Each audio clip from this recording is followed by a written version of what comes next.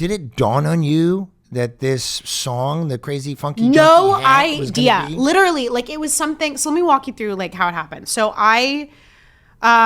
they called us into the writer's bungalow, which was like right next to our set school. And they said like, hey, I think Gigi came up with the song with Who's like one of the writers. Who's one of the female writers. And became a producer later. And then one of like the female writer's assistants. So it was really cool because felt like this like female created thing where they were like, so like Gigi came up with the song. And again, I may be missing some people and some details in this. And then they showed you the dance. Yeah, and then right? it was either some of our PAs or the writer's assistants that had come up with the dance. And so they brought Selena and I in there and they taught us this. And we did it, I think, in the episode a total of like... Twice at least. No, we do it like 4 times. Oh, you 4 times. Okay. We do it 4 times. So maybe the repetition caught on with people. But I have people coming up to me being like, oh yeah, you did that song all the time. I'm like, no, we didn't. We did it once in the first season and that was it. But it's something that I've literally had to like get on YouTube and like look up after the fact because I had to relearn the dance so that I could do it with people. Right. Because once we're done with the episode, my brain gets and you wiped did it clean. recently. You and Selena did it again recently. Yeah, we did. Really after a few cocktails.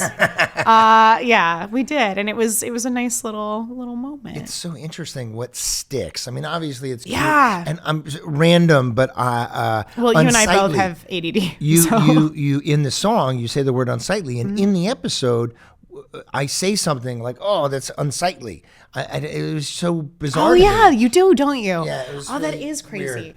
There's certain things that actors do, and it becomes like your trademark. Well, Alex, which I didn't know. Yeah, but you did do that one all the time. I did do it, but so I pushed it and I didn't realize. But somebody said to me, "Can you do the thing where you get mad and then say their name? You know, like I'll do a cameo or something, and they're like, say Jennifer or whatever at the end. You know, you there? It's Alex." It's great. But I didn't know it was going to be a thing. No, but that's the thing. It's like nobody knows what's going to be a thing. And I think that honestly that and the marker dress have been the 2 things that have gone over that stick with people. Yeah. That is like that visceral memory people have that I'm involved in, at least with the show, which is really cool. Did you do anything with the song after, or it just kind of took off and people asked for it? People asked for it. So like when we went to like signings and stuff like that, or when we went to events, people would ask to do the song, but then it kind of died off like as the show came on, and then afterwards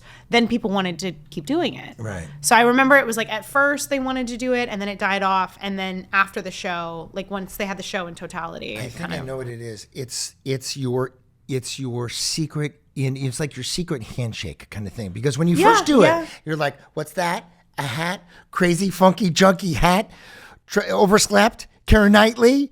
Something unsightly. You butchered it. No, but I almost did it. You did. You were so close. Because I'm so proud of myself. You were so close. But I think it's also the same thing too with like because you look at like TikTok dances now. Like people love like something that's short, quick, fun that you can do with your friends. And I think that's what it was for people. It was a pre-TikTok. Maybe, yeah. I mean, I'm not going to take credit for that, but because literally I just was like, what's the dance? Okay, great, I'll do it. You know? Well, it was adorable. And it's interesting because it really just stuck with people. And I'm sorry, I'm just thinking in my head, I got way more of the song than I thought I was going to. No, you did great. I'm really proud of you. Come on, you got it in your head. Oh, what's that? A hat, a crazy funky junky hat, overslept, hair unsightly, trying to look like Keira Knightley. We've been there, we've done that. We see right through your funky hat. Boom. Yeah. Yeah, it was the overslept hair unsightly that you missed, which is funny because you say unsightly later in the episode. Anyway, there you go. You know who's Has Keira Knightley ever reached out to you? No, of course not.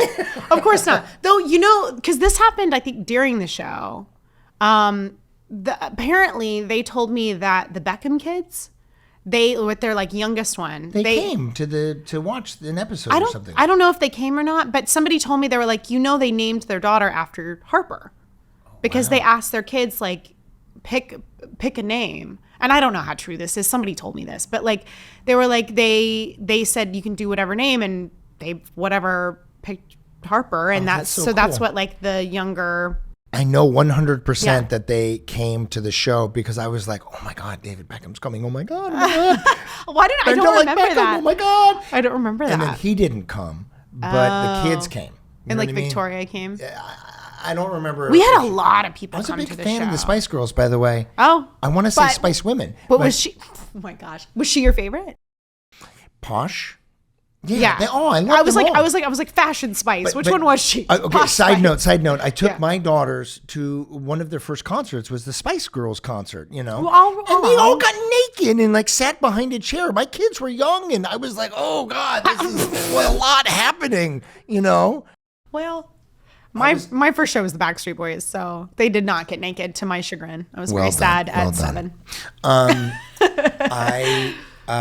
We had a lot of guest audience people that came in, like Larry David, and we had Rob Reiner came in one time, who's a family friend, and Peter Marietta, who's going to do another episode with us, came up to me and said, David, could you ask Rob if he wants to be in the show? Which I know you're just like, oh God. Oh yeah, the last thing I want to do of course. is so like, I was man like, enjoy this for his okay. kids. Well, I really disclaimed it. I was like, Rob, you do not have to do this. This is totally fine. I know you're here with your daughter, and you just want to watch the show.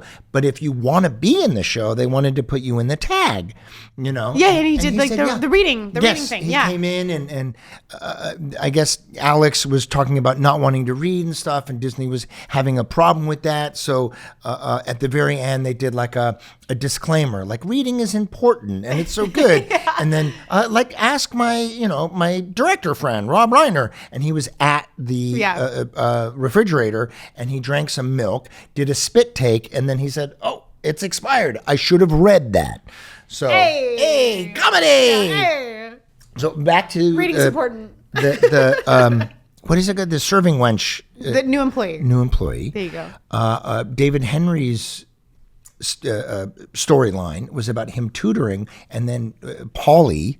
Yes, the actor who Paulie Litt, he's the best. Who still texts me, any holiday. Where's my text, dude? I want every holiday he texts me. He's so sweet. Yeah, he was. I think I went up to him so many times. Like, I love you.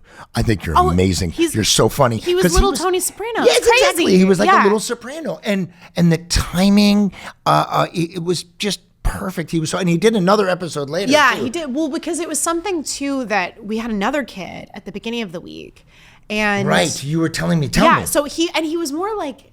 He was more studious. Another so that kid character who was doing that part. So now that I'm like thinking back on it, that character was more studious when they first wrote it, and wasn't like Paulie played it. So he was kind of like David's competition in so they both totally right. Instead of this like mafia kind of thing. So we do like the I'll pull a Deloise. You ready? So when we do a run through, but like everybody knows that. Everybody knows the run through. Anyway, so we would do God, that was what? So we'll do like the table read and rehearse the first day. The second day we'll do a table read and then a producer's run through, and then the third day we'll do rehearse and then the network run through. How'd I do? Okay. Really well. And by the way, just for audience members, I'm doing a Deloise. The script from the table read to the network run through is always massively changes different. A lot. If you have a joke from table read that lasted to the run through, God bless you. did a really good job. And Jen Stone, go. And anyway, so we had this other kid that was playing like an anti-hero basically to David Henry, and it just wasn't, I don't know if it was like he had just done a big movie or something, but the timing for the show was very specific and it was very sitcom, and he just wasn't keeping up with that. He wasn't getting the joke. He wasn't in on the joke. He did the best he could, but it was a lot, and it was a quick turnaround. So by the network run through, Paulie came in and of course walks in like mini Tony Soprano and changed the character entirely, kind of like Amanda Tepe did, where she didn't have much on the page but added a lot to it. Who also shows up in this episode again at the Gert Barn. But yeah, so he made it his complete own. And then it was this like unforgettable character because he's so unforgettable. He was so funny. Hey, Justin Russo, forget about it. Yeah, like that kind of it was great. And then they had like the crush on Alex later. It was great. Yeah, you know what drove me nuts though? Wait, so that kid, yeah. I'm sorry to interrupt you. No, you're fine. Let's remember that. But that kid got replaced, which happens. I've been replaced. You obviously haven't because you're way more amazing than everyone else. No, that's not why. But it happens. A lot of people have been replaced. I've been number shows. 2 a lot. So the point where I never got the job in the first place. But I have a case full of second place trophies. But I've never gotten the job and then gotten fired. Okay, so I interrupted you and you were going to say? Oh, I was going to say, so part of the episode that drives me nuts though is, and I think you and I have talked about this before, is in the Gert barn where we have the whole thing of like I almost said mashed potatoes because that's what they were. It was colored mashed potatoes. It was colored mashed potatoes. It was supposed to be like yogurt, frozen yogurt.